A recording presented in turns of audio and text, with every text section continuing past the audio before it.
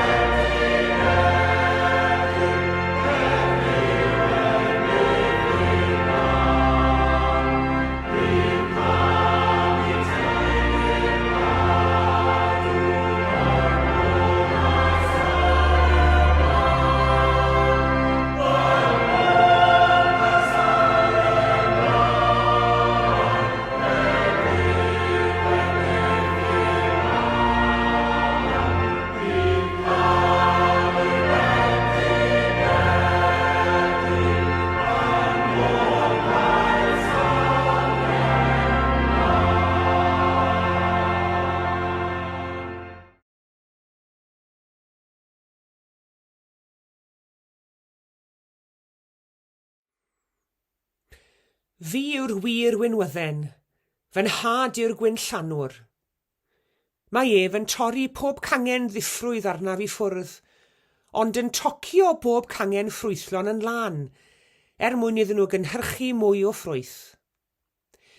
Rydych chi'n lan I siws drwy'r gair wyf wedi lefaru wrthych. Arhoswch yno fi I minnau aros yno chwi.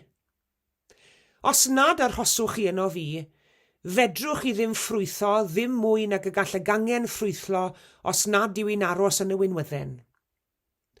Fi yw'r wir wynwydden. Chi yw'r canghennau. Mae pwy bynnag sy'n aros yno fi a minnau yn ddyntai yn ffrwythro'n drwm, oherwydd ar wahân i fi allwch chi wneud dim. Os na fydd dyn yn aros yno fi, fe gaiff ei daflu i ffwrdd fel cangen ac fi wywa.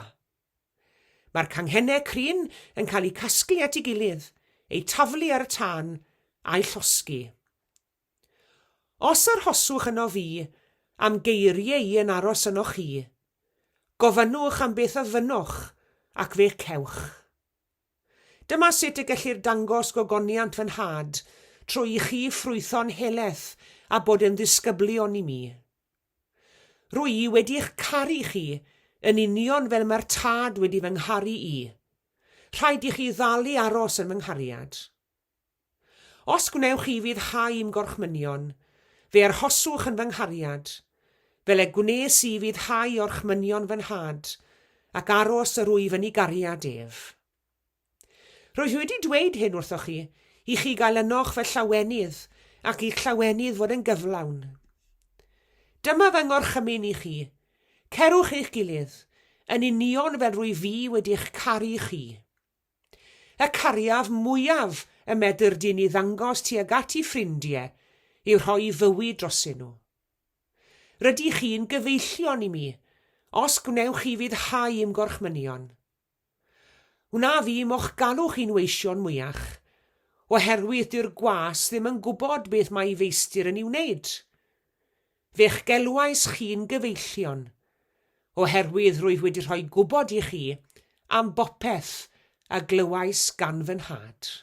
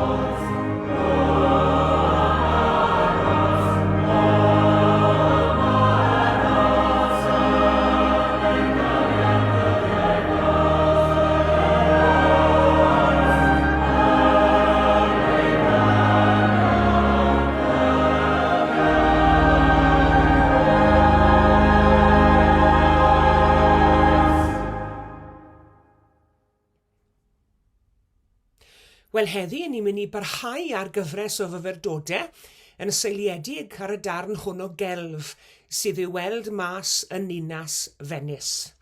Os ych chi wedi colli mas ar ambell i fyfyrdod o'r gyfres, cofiwch bod modd i chi ddal lan ar myfyrdodau trwy ein sianel YouTube ni. Dyma i chi 6 phar o ddwylo yn ymestyn dros y dŵr ac yn cydio'n ei gilydd 15 metr o uchder. Ac mae'r 6 phar o ddwylo yn cydio'n ei gilydd mewn ffyrdd gwahanol ac yn symbol o'r modd mae angen i ni ddod ynghyd i adeiladu gwell fyd. Mae'r cerflunydd, fe gofiwch chi, wedi rhoi enw ar bob par o ddwylo. Doethineb, cariad, gobaith, cymorth, cyfeillgarwch a ffydd. 6 elfen o fywyd sydd angen i gwella mwyn adeiladu gwell byd. Heddi, i ni'n mynd i ystyried y thema o gyfeillgarwch. Meddai Iesu wrth i ddisgyblion, yr wyf wedi'ch galw chi'n gyfeillion. A dyna alwad fawr yr arglwydd Iesu Grist, ynddo fe? Galwad i gyfeillgarwch ag e. Galwad i fod yn gyfeillion iddo fe. Ac ond yw ein alwad brydferth iawn. Nid wyf mwyach yn eich galw chi'n weision, medda fe, oherwydd nid yw'r gwas yn gwybod beth mae ei feistr yn ei wneud. Yr wyf wedi'ch galw chi'n gyfeillion. Oedd Iesu di galw i ddisgyblion mewn amrywiol ffyrdd cyn hyn. Galw'r pysgotwyr i fod yn bysgotwyr dynion, galw Matthew wrth y dollfa, a galw nifer o bobl eraill i'w hamrywiol alwedigaethau. Oedd pob un o'r galwedau hynny yn arwain i fyny at yr alwad fawr hon, sef yr alwad i fod yn gyfeillion. Galw'r disgyblion i fod yn ffrindiau. Ac mi roedd hon yn alwad syfrdanol mewn gwirionedd, yn alwad newydd, ac yn alwad chwyldroadol. Mae Iesu'n gwneud yn gwbl glir yn y bennod hon o Efengyl Ioan nad gweision yw'r disgyblion bellach, ond cyfeillion, yr wyf yn eich galw'n gyfeillion. Ac wrth siarad yn nhw cyn iddo fe ddioddef ar y groes, mae Iesu am i'w ganlynwyr wybod mae cymdeithas o gyfeillion i nhw. Ac mae trwy gyfeillgarwch cariadus a maen nhw fod i fe'n ati i gyflawni cenhadaeth i'r byd. Nawr, o'n i ddim pa mor gyfarwydd i ni o feddwl am y bywyd Cristnogol fel bod mewn cyfeillgarwch â Christ a chyfeillgarwch a'n gilydd. Falle'n bod ni'n tueddu meddwl am Gristnogaeth yn gynta'n hermau gwasanaeth. Ond mae Iesu am i ni feddwl am Gristnogaeth yn hermau cyfeillgarwch. Fel cyfeillion Iesu y fyddwn ni'n sicr i fod yn wasanaethwyr iddo fe. Ond mae'r rhaid i ni fod yn ffrind iddo fe'n gynta, cyn ein bod ni'n medru wasanaethu fe. Sneb ohono ni'n mynd i wasanaethu rhywun nad i ni'n ei garu, a nad i ni'n ffrind iddo fe. Os newn ni gwasanaeth yn brif elfen ein crefydd, mae'n bosib y cawn ni'n siomi yn ein crefydd. Sa'r gwaith i chi a fi di clywed bobl ein cyd-gristnogion yn dweud, a finne wedi gwneud cymaint iddo fe. Pe bai cyfeillgarwch yn sylfaen ein ffydd, fydden ni ddim yn siarad fel yna. Smo ffrindiau yn edliw gweithredoedd da i'w gilydd. Smo perthynas a chyfeillgarwch yn sail iddi gorfodi dyletswydd tuag at ein gilydd. Sdim dyletswydd tuag at gyfaill mewn perthynas gyfeillgar. Mae perthynas a chyfeillgarwch yn sail iddi'n magu cariad. A'r magu hwnnw a'r cariad hwnnw'n magu awydd i'w wneud i eraill. Dyw e ddim yn ddyletswydd. Yr wyf yn eich galw chi'n gyfeillion, medde Iesu. Un ag efau sy'n mi'n gyfaill pwy fel e fe. Cyfeillion i ni Grist ac i'n gilydd. Falle bod na duedd yn ni feddwl am Gristnogaeth yn ail yn hermau hunan aberth hefyd. Nawr mae'r gair aberth yn un o eiriau allweddol y Beibl. A dylsen ni ddim diestyru'r gair. Mae yna sôn am aberth ac aberthu yn llyfrau'r Hen Testament, ac yn sicr ddylsen ni ddim diestyru'r gwirionedd syfrdanol i ni'n dysgu yn y Testament Newydd am aberth Iesu droson ni. Ond wedi dweud hynny, fi'n credu fod yna duedd yn ni ddefnyddio'r gair aberth yn eitha llac ar adegau. Mae Iesu'n sôn am farw. Mae e'n sôn am golli bywyd. Ond nid ar y farwolaeth mae'r pwyslais yn esgeidiaeth Iesu, ond ar y bywyd. Marw mwyn byw yw neges Iesu. Bywyd yw gair mawr Iesu ac nid marwolaeth. Fe fi Iesu farw, nid mwyn ein dysgu ni sut i farw, ond mwyn ein dysgu ni sut i fyw. Rwyf wedi dod i ddynion gael bywyd o ei neges a gael yn ei holl gyflawnder. Nid y marw ond y byw sy'n bwysig i Grist. Ac mewn perthynas o wir gyfeillgarwch gariadus, mae sôn am y berthu ddim yn mynd yn ddiystyr. Yn yr iaith Gymraeg, dim ond un gair sgyda ni'n ei ddefnyddio fel cyfeillgarwch, ond mae yna ddau gair yn y Saesneg sy'n cyfateb i'r un gair yn y Gymraeg sef friendliness a friendship. Mae friendliness yn golygu teimlo'n garedig yn achlysurol. Mae friendship yn golygu byw mewn cyfeillgarwch drwy'r amser. Nid teimlo'n garedig yn achlysurol mae'r gwir Gristion, ond byw mewn cariad gyfeillgar bob amser. Mae llawer o bobl yn gallu bod yn eitha cyfeillgar ar y degyn, does e? Ond cariad yw rheol bywyd cyfeillion Crist. Nid bod yn gyfeillgar pan bod hwyl yn dda, ond byw mewn cariad cyfeillgar drwy'r amser. Ma'n Griffiths yn canu ymhennill olaf yr emyn mawr o hiddo, welen sefyll rhwng y myrtwydd, beth sydd ddim i mwy awnelwyf ag elunod gwael y llawr. Tystio rwyf nad yw i cwmni, nad yw i cyfeillgarwch, yw gymharu ar Iesu mawr, o am aros, yn ei gariad ddyddiau foes. A rwyf yn eich galw chi yn gyfeillion.Wn i ddim os oes unrhyw un ohonoch chi wedi ymweld â dinas Strasbourg. Os i chi fyddwch chi'n gwybod am hanes yr eglwys sydd yn sefyll yno a chwalwyd gan fomiau'r ail ryfel fyd. Oedd cerflun o Grist yn yr eglwys ac yng nghanol yr adfeilion fe gafwyd fod y cerflun wedi safio'n reit dda ac eithio'r ffaith bod dwylo Iesu wedi torri o'r cerflun ac ar goll.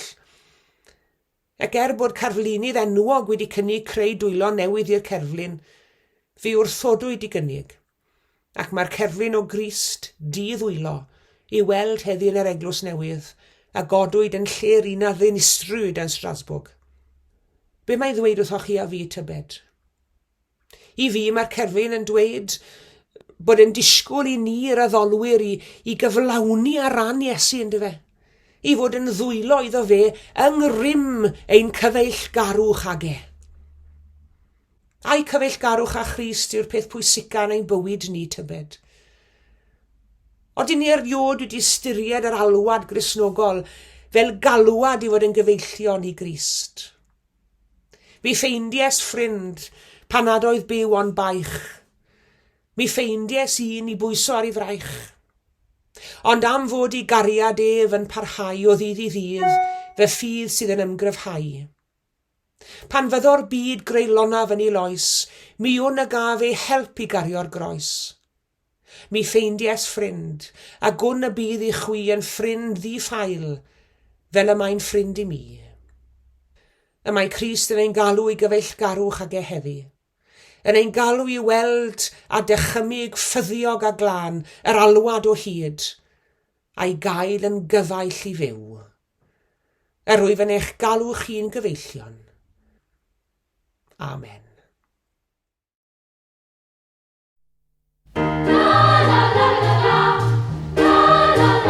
Gwelais hael foren gwenu, gwelais blod ar arddi stwr, clywais dryd ar difyr adar ac mi wnnyn peth yn siŵr. Bydd gair oed ar rhywun oedd nad i'r ymwni, ac o swyt yn ffrind i'r Iesu. Rwyt yn ffrind i mi.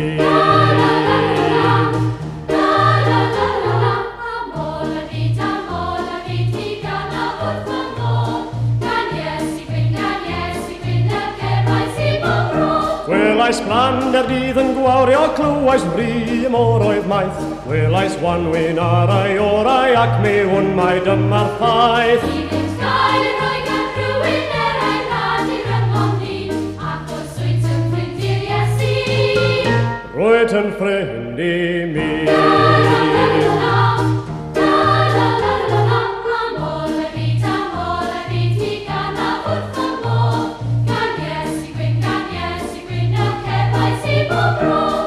Gwelais degwch gwyn y gaiaf a gogonian teilwen haf. Teimlais mai my VIP bod y byd I gyd yn braf. Gael yr oed gan rhywun ein rhan i'r rhyngom ni, ac os wyt yn ffrindiau Iesu. Roedd yn ffrind I mi.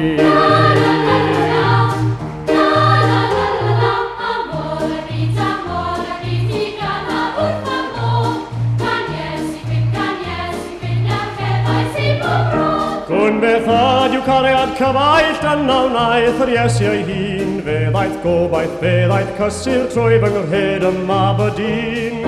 Gael yr oed gan rhywun ein rhan i'r rhyngom ni, ac os wyt yn ffrindiau Iesu. Roedd yn ffrind I mi.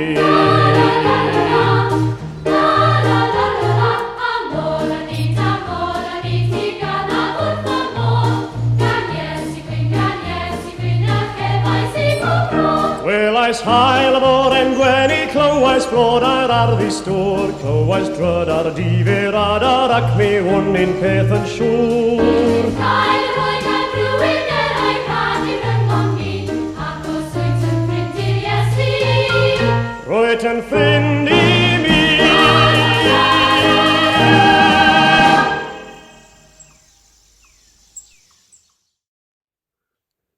Gweddiwn. Ein tad yr hwnnwyt yn y nefoedd. Diolchwn I ti am gyfle am dywelu gyda fron di nawr mewn gweddi. Molwn di o ddiw ein tad, ein crewr a'n cynhaliwr. Molwn di Iesu Grist, ein hachubydd a'n gwaredwr. Molwn di ddiw'r ysbryd glân, ein diddanydd a'n heriolwr. Diolch I ti o ddiw dy fod ti'n ddiw sydd yn agos ato ni. Ac yn ddiw y medrwn ni droi ato mewn gweddi, a'i gyferch fel ein tad. Diolchwn I ti yn dy fab Iesu Grist, yn te wedi dysgu ddisgyblion I dalw di'n dad. Ond ni'n diolch hefyd arglwydd am y berthynas arbennig yr oedd rhwng Iesu a'i ddisgyblion. Bod Iesu wedi rhannu feddyliau nhw, wedi rhannu freuddwyd a'i weledigaeth, a'i feddyliau dyfnaf yn wir. I'r fath raddau, fel bod Iesu yn ei galw nhw yn gyfeillion, nid gymaint yn ddisgyblion ac yn weision iddo fe, ond yn gyfeillion. Ac mae'n meddwl am Iesu Grist fel cyfaill arglwydd, yn rhywbeth arbennig iawn. Yn ein cyfeillion I ni'n ymddiried, ac fe wyddwn ni'n iawn arglwydd y medrwn ni ymddiried yn Iesu. Ar ein cyfeillion I ni'n galw, pam rwy angen bwrw'n cwyn neu rhannu'r ei ofid. Ac ni'n diolch yn dad nefol dy fod ti bob amser yn barod I wrando arno ni. A ni'n cyfeillion I ni'n galw hefyd pam rwy angen cwmni arno ni. Ac ni'n diolch am gwmni a chyfeillgarwch Iesu Grist. Pam ni'n trymlo ambell I waith bod y byd yn troi'n ein herbyn ni. I ni'n diolch nad oes angen I ni deimlo'n unig, oherwydd y fod ti wrth law bob amser I wrando cry. I ni'n diolch I ti felly arglwydd am Iesu'r cyfaill heddi. O'r fath gyfaill ydy'r Iesu, ffrind, ym mhob ystorom gref. Ac mae'n ystormydd yn dod i'n rhan I gyd mewn bywyd arglwydd. Diolch am gydernid cyfeillgarwch Iesu Grist. Ond diolch am I gyfeillgarwch hefyd pan bydd yr haul yn gwenu arno ni, a pan bod i'n ddedwydd ein byd. Diolch ein bod ni'n medru rhannu'r dyddiau da gyda Iesu hefyd. O dad nefol, ni'n gweddio dros ein cyfeillion eraill yng Nghrist heddi. Dros y cyfeillion hynny yn ni'n nabod nhw, sydd o bosib yn hwynebu oriau'r diwrnod hwn o dan amgylchiadau anodd. A'r amgylchiadau hynny'n gallu bod yn ymrywiol wrth gwrs. Ac ni'n cyflwyno bob person sydd yn dod i'n cof ni yn awr o ddew I ti mewn gweddi. Ond ni'n cofio am y bobl hynny hefyd nad yw eu henwau nhw'n hysbys I ni nad yw ni'n nabod nhw. A nad yw ni'n llwyr ymwybodol o'i hamgylchiadau nhw chwaith, ond eto, I ni'n ystyried nhw'n gyfeillion yn Crist. Ni'n gweddio dros ein byd ni, a thros bawb ym mhob wlad, sydd yn gwynebu'r diwrnod hwn o ganlyniad I effeithiau gormes a ryfel a thrais a trychinebau naturiol yn ein byd ni hefyd, corwyntoedd a llifogydd fel i ni wedi gweld ar ein setiau teledu dros yr wythnosau diwethaf yma. O dad, i ni cyflwyno'n cyfeillion i gyd i ti mewn gweddi heddi. Ac i ni'n gofyn i ti fod yn eithriadol o agos at yr rheini sydd yn ffindo bywyd yn anodd ar hyn o bryd. Defnyddia ni hefyd i fod yn gyfryngau dydang nefedd di a dy gysur di i eraill, a boed eraill drwom ni, adnabod cariad Duw. Gwrando'n gweddi o dad, a madda i ni hefyd bob bai a phechod yn derbyn di. I ni'n gofyn hyn yn enw Iesu Grist, ein cyfaill, ein ffrind, ein harglwydd a'n gwaredwr. Yr hwn yn dysgodd ni wrth weddio i ddweud gyda'n gilydd. Ein tad, yr hwn wyt yn y nefoedd, sancteiddiau'r dy enw, deled y deyrnas, gwnelau'r dy ewyllus, megis yn y nef, felly ar y ddeiar hefyd. Dyro i ni heddiw ein bara beunyddiol, a madda i ni ein dyledion, fel y myddeiwn yna i un dyledwyr. Ac nac arwain ni brofedigaeth, eithir gwared ni rhag drwg. Canis eiddo'r ti yw'r deyrnas, a'r nerth, a'r gogoniant, yn oes oesoedd. Amen.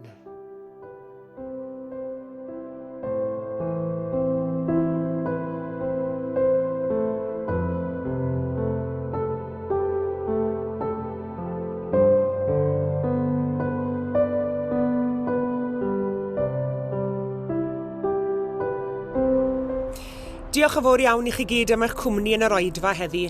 Tan y sul nesaf, cadwch yn ddiogel ac yn iach. A gras ein harglwydd Iesu Grist a chariad Duw a chymdeithas yr ysbryd glân a fyddo gyda ni oll. Amen.